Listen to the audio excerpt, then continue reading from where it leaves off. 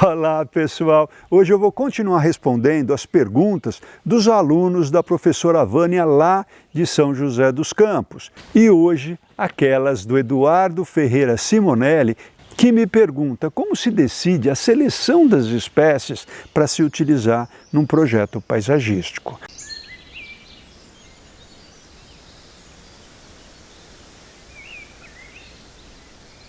E aqui, Eduardo, eu quero resgatar aquelas regras de ouro que a gente fez vídeos lá no início do canal. A primeira é a regra de ouro número 2, que é construa vazios interessantes. Olha que contradição, construir vazios, sim.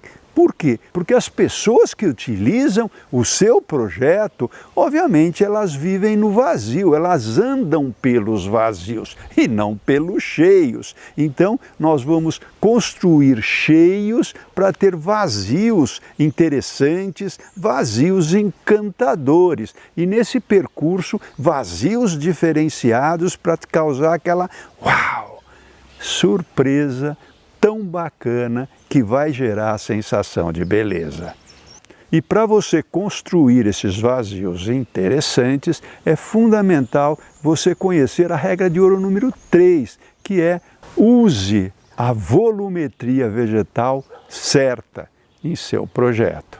Então dê uma pesquisada aqui nos nossos vídeos e você vai encontrá-los, mas fazendo um resumo, como o projeto paisagístico é para as pessoas, a primeira coisa que você deve fazer é zonear o espaço que você tem para os usos para essas pessoas.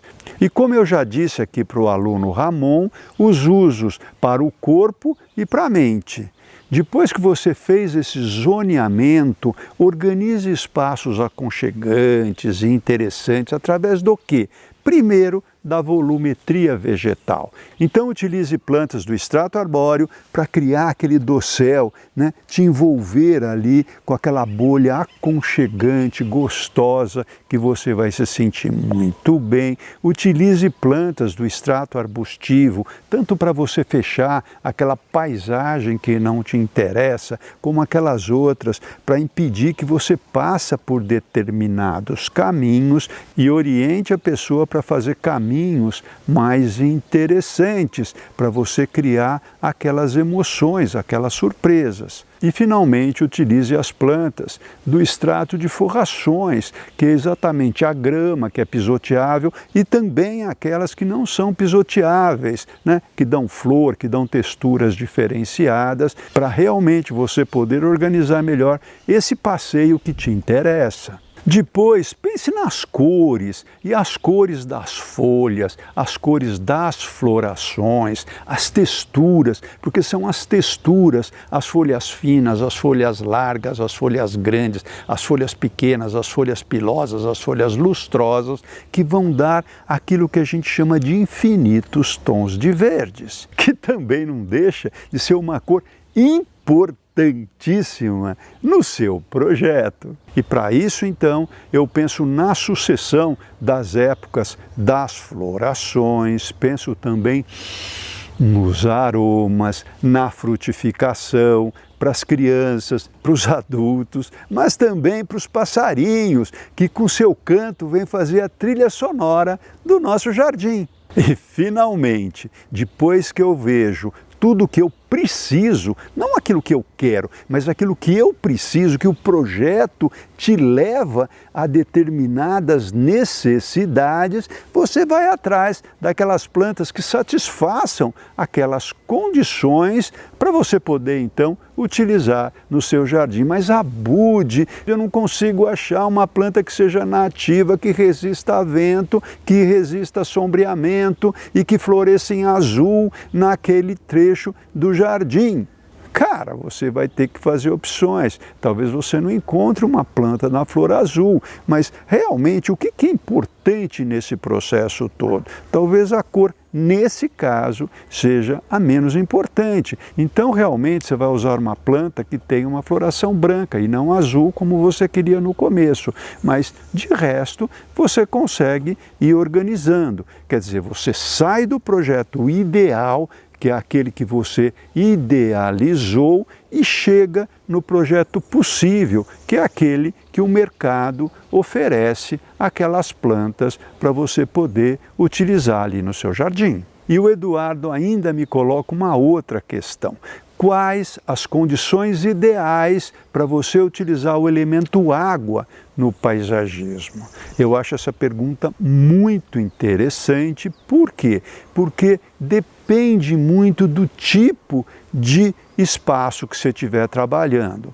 E por que isso? Porque a água dá muita manutenção, embora seja um elemento maravilhoso, que atraia as pessoas. Todo mundo gosta de estar próximo à água. Alguns dizem até que é porque o nosso corpo ele é feito prioritariamente de água. Outros até ousam dizer que a gente rememora a época que a gente esteve no útero das nossas mães, envolto por água, e que talvez tenha sido os meses mais felizes da nossa vida. Mas, de qualquer forma, se você estiver trabalhando num espaço particular, você pode prever, por exemplo, a água na vertical, caindo ali num painel cascata, fazendo aquele murmúrio gostoso, ou então uma água na horizontal, num espelho d'água, e talvez até colocar alguns repuxos para que essa água também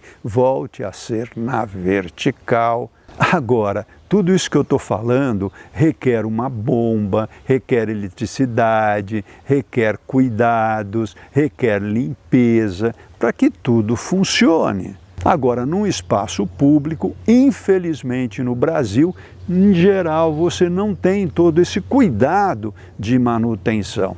Então, é mais adequado para um espaço público um grande lago, que você pode represar uma água existente ou uma nascente. Por quê? Porque é muito complicado, é muito caro você ficar repondo a água que evapora constantemente, que venha ali tratada da concessionária. Mas lembre-se, muito cuidado com a água no paisagismo, porque essa água, se não for mantida, ela pode criar mosquito, e o mosquito pode criar doenças como a dengue, chikungunya, etc. e etc. Então, há duas formas de você combater isso. Primeiro, clorando a água, colocando elemento químico para que você evite esses mosquitos. Segundo, colocando peixes e plantas, porque esses peixes, obviamente, vão comer a larva do mosquito e aí você não vai ter problemas. Mas cuidado, o peixe também requer manutenção, requer ali uma certa alimentação. Então, a água no paisagismo, ela é fundamental, ela é importante, mas sempre tomando cuidado com esse aspecto da manutenção. Tá bom? Pessoal, eu vou terminando mais esse vídeo, espero vocês a semana que vem já inscritos no canal, e vou terminando deixando mais uma vez aquele nosso costumeiro abraço para todos vocês.